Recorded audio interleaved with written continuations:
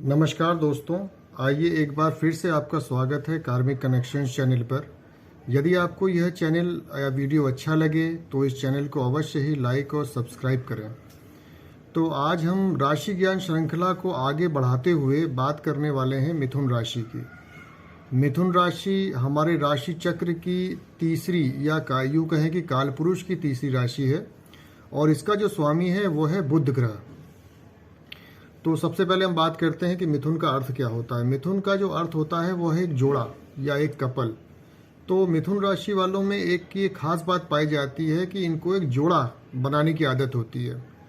For example जैसे कि ये ऑफिस में होते हुए भी अक्सर घर पे ही फ़ोन पर बात करते हुए पाए जाते हैं, अपनी बीवी से बात करते रहते हैं।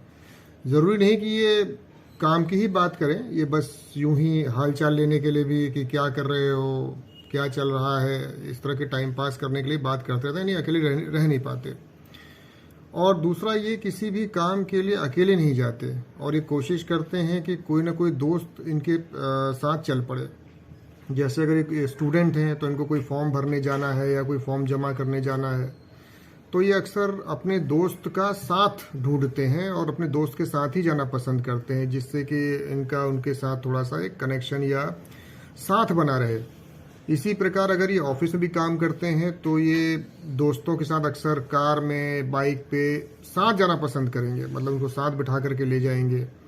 और कभी अगर ये अकेले बस में या कार में या मेट्रो में ट्रैवल कर रहे हो तो अक्सर आप पाएंगे कि इनको आदत होती है गाने सुनने की, तो एक कान में ईयरफोन लगा करके गाने सुनते हुए जाते हैं, क्योंकि इससे इनको ये फील आता है कि I am with someone else या समबडी, मैं किसी के साथ हूँ। तो मिथुन राशि के जो जातक होते हैं, अगर इनको कोई साथ ना मिले, अगर इनको अकेले छोड़ दिया तो ये परेशान हो जाते हैं। घूमने भी अगर ये जाएंगे तो अकेले नहीं जाएंगे, सोलो ट्रैवलर्स नहीं होते ये अपने परिवार को साथ लेके जाते हैं, वेल प्लानिंग के साथ जाते हैं और कोशिश करते हैं कई सारी फैमिलियाँ एक साथ किसी पिकनिक या ट्रिप पे जाए। इनको गाने बजाने, गीत संगीत, अभिनय और गोष्ठियों या सेमिनार्स में जाने का बहुत शौक होता है, क्योंकि वहाँ भी बहुत सारे लोग आते हैं तो वहाँ पे बैठने का भी ये शौक रखते हैं।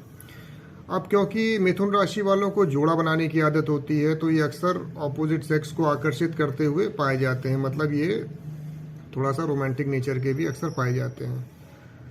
इनके चेहरे पर या इनकी जो बॉडी स्ट्रक्चर है उस पर एक फेमिनिन टच होता है।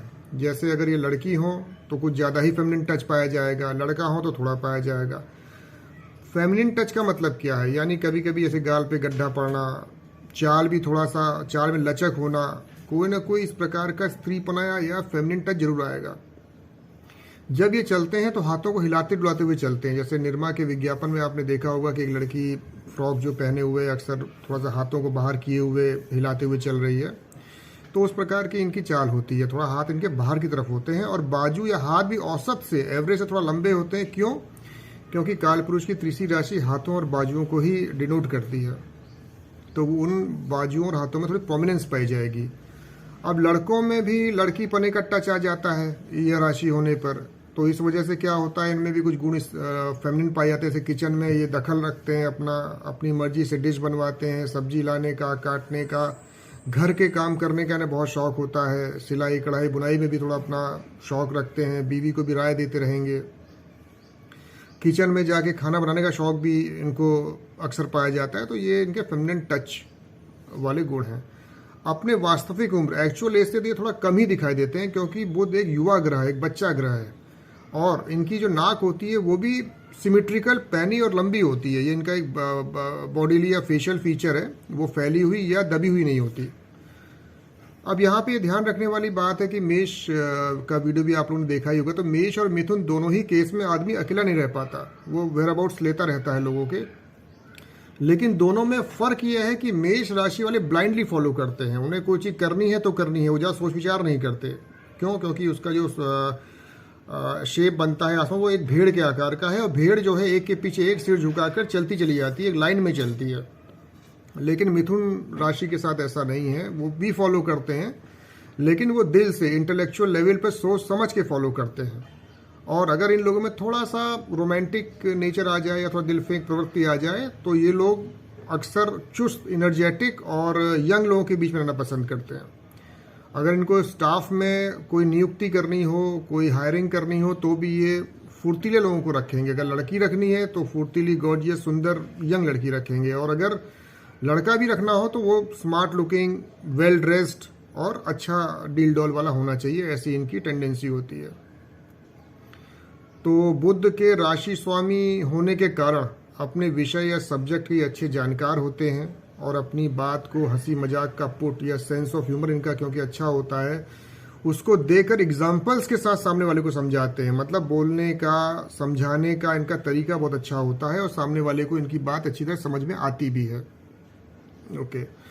इनका जो रुझान होता है वो कम्युनिकेशन थ्रू एक्सप्रेशंस, मतलब एक अच्छे एक्टर्स भी हो सकते हैं, और ये सही तरह से बीच बचाव करने में भी काफ़ी कुशल होते हैं। मतलब कॉम्प्रोमाइज़ करवाने वाले होते हैं, बीच का एजेंट होना, बिचौलियापन इनमें एक पाया जाता है, क्योंकि इनमें एक स्त्रीपना तो होता ही है और ये दुस्वभाव राशि भी है, और इस वजह से इनमें एक कॉम्प्रोमाइज़ कराने वाले नेचर या बीच वाला नेचर पाया जाता है। क्योंकि इनका बोलने का अंदाज भी बहुत सॉफ्ट होता है, कम्युनिकेशन स्किल्स भी होती हैं, थोड़ा सा सॉफ्ट नेचर्ड फेमिनिन टच भी होता है, तो इसलिए ये इस काम में ज़्यादा माहिर और अच्छे होते हैं। लेकिन अक्सर क्या होता है कि ये अपनी इमोशंस या भावनाओं में बहकर खुद अपना नुकसान कर लेते हैं, क्योंकि ये दूसरों का भला करने की सोचते हैं। क्योंकि बुध बच्चा है, वो जल्दी भावुक हो जाता है, ठीक है ना। बड़ी उम्र के भी हों तो भी ये लोग अक्सर बच्चों में जाएंगे तो बच्चा बन जाएंगे। आप देखा कि बहुत सारे बूढ़े व्यक्ति होते हैं जो बच्चों में जाके बच्चों की तरह खेल कूद करने लगते हैं, तो बचपन वाली हरकतें भी होती हैं। बुध पीड़ित हो तो थोड़ा सा मतलब हंसी मजाक करना बुढ़ापे में, तो इनमें ये पाया जाता है। ये बाइफेस्ड होते हैं, वादा करके फंसाने में माहिर होते हैं, क्योंकि वायु तत्व राशि है, और वायु तत्व राशि होने के कारण ये हवा में बात ज़्यादा करते हैं। इनमें एक कमी ये पाई जाती है कि बोस्टिंग नेचर होता है, ये कर देंगे, हम वो कर देंगे, अरे हमने ये किया वो किया, तो बड़े बड़े वादे करना, बड़ी बड़ी बातें करना। लेकिन एक बार जब अपना काम निकल जाता है तो ये पाया जाता है कि तो उससे थोड़ा किनारा कर लेते हैं, धीमे से निकल जाते हैं। हवाई किले बनाने के बहुत शौकीन होते हैं, बड़ी बड़ी बातें, जैसे मैंने आपको बताया। और यदि एक बार कोई इनके झांसे में आ जाए, मतलब इनका काम निकल जाए, तो ये तुरंत अपना दूसरा चेहरा सामने कर देंगे, ठीक है। जैसे एडवांस ले लिया, लेकिन जैसे एडवांस मिल गया तो फिर उसके बाद आनाकानी, और एडवांस लेने से पहले बड़ी बड़ी बातें करते रहते हैं, ठीक है। तो इनमें एक बेचैनी भी पाई जाती है, रेस्टलेसनेस होती है, क्योंकि ये एक बच्चा है, वायु तत्व राशि है, तो ये टिक के नहीं रह पाते। अक्सर चेंज इनको बहुत ज़्यादा पसंद होता है। इनमें कम्युनिकेशन, अपनी बात को सामने रखने की जो कला होती है वो बहुत अच्छी होती है। अपनी बात को सामने पहुंचा पाने में, समझा पाने में भी ये लोग काफ़ी महारत रखते हैं। ये चालाक और बुद्धिमान भी होते हैं। लिखना पढ़ना इन्हें बहुत अच्छा भाता है, लिखने पढ़ने वाले व्यक्ति होते हैं, क्योंकि इंटेलेक्चुअल राशि है मिथुन। तो द्विस्वभाव राशि होने के कारण ये हर परिस्थिति में ढल जाते हैं, अडेप्टेबल टू ऑल सिचुएशंस होते हैं। लेकिन जहाँ पे निर्णय लेना हो, कोई डिसीजन लेना हो, वहाँ पे जल्दी घबरा जाते हैं, और जल्दी निर्णय लेने में ये थोड़ा सा हिचकिचाते हैं, क्योंकि वो बुद्ध बच्चा है, उसको ज़्यादा एक्सपीरियंस नहीं है, लड़कपन है उसके अंदर। तो ये इस वजह से आसानी से निर्णय लेना इनके लिए थोड़ा सा मुश्किल होता है। फॉर एग्जांपल, जैसे किस कॉलेज में एडमिशन लेना चाहिए, किस सब्जेक्ट को चुनना चाहिए अपने करिकुलम या कोर्स में, या रेस्टोरेंट में जाएंगे तो किस मेन्यू से कौन सी डिश ऑर्डर करनी चाहिए, कौन सी कार लेनी चाहिए। इस प्रकार के डिसीजन मेकिंग्स में इनको थोड़ी सी प्रॉब्लम फेस आती है।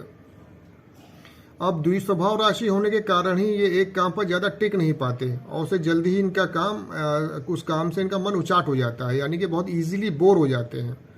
और इसी वजह से क्या होता है, कई बार ये अपना काम बदल देते हैं। जैसे फॉर एग्जांपल कोई छात्र हो तो वो नए नए कोर्सेज करता रहेगा, कोर्सेज बदलता रहेगा, सब्जेक्ट्स बदलता रहेगा। बीटेक किया है तो एमबीए कर लेगा, एमबीए किया तो कोई कंप्यूटर कोर्स कर लेगा, ठीक है ना। बीएससी किया है तो कोई ऐसा कोर्स पकड़ लेगा जो ह्यूमैनिटीज से रिलेटेड हो। इस तरीके के ये लोग करते रहते हैं, और जो भी काम ये हाथ में लेते हैं उसकी संभावना ये होती है कि उसको बीच में छोड़ दें। क्यों? क्योंकि इनके माइंड में अक्सर विचारों का उमड़ घुमड़ चलती रहती है, विचार स्थिर नहीं होते, तो इसलिए ये किसी भी काम को छोड़ने के प्रति इनकी में प्रवृत्ति पाई जाती है। और इनकी ग्रास्पिंग और अंडरस्टैंडिंग पावर बहुत ज़बरदस्त होती है। ये अच्छे स्टूडेंट्स होते हैं, ये इनमें बहुत अच्छी खास बात है, अच्छी बात है ये ग्रास्पिंग पावर का अच्छा होना। और मिथुन राशि वाले अगर किसी दूसरे व्यक्ति के अंडर में काम करें तो ये बहुत अच्छा परफॉर्मेंस देते हैं, लेकिन अगर ये बॉस बन जाए तो वहाँ मेंटली काम अच्छा, यहाँ प्लानिंग की बात आती है, वहाँ पर तो ये अच्छा करते हैं। जहाँ पे दिमाग से चलना हो वहाँ पे इनका बहुत अच्छा परफॉर्मेंस होता है। लेकिन जहाँ पे बहुत सारे लोग इनके नीचे काम करते हैं और फिजिकली उन्हें संभालना हो, उनको मैनेज करना हो तो वहाँ पे इनको थोड़ी परेशानी आती है। इसके अलावा ये एक अच्छे और सफल हस्बैंड और वाइफ भी होते हैं, लेकिन अगर सामने वाला इनके बदलाव या इनकी जो नई नई चीज़ें ट्राई करने का जो इनका खुद का एक प्रेम होता है, जो फ्लेक्सिबिलिटी इनके अंदर होती है, अगर उसमें कोई वो सामने वाला दखल अंदाजी कर दे तो ये लोग हत्थे से उखड़ जाते हैं, मतलब बहुत परेशान हो जाते हैं और चिड़चिड़ापन इनमें आ जाता है, सामने वाले को दो चार सुनाई देते हैं। तो ये तो थी कुछ बातें जो मिथुन राशि के बारे में आपसे साझा करना चाहता था। तो अब आपको ये बताना है कि वीडियो आपको कैसा लगा, और कमेंट बॉक्स में अपनी राय देकर हमें अवश्य बताएं ताकि हम और ज़्यादा इम्प्रूव या सुधार अपने वीडियोज़ में करते रहें।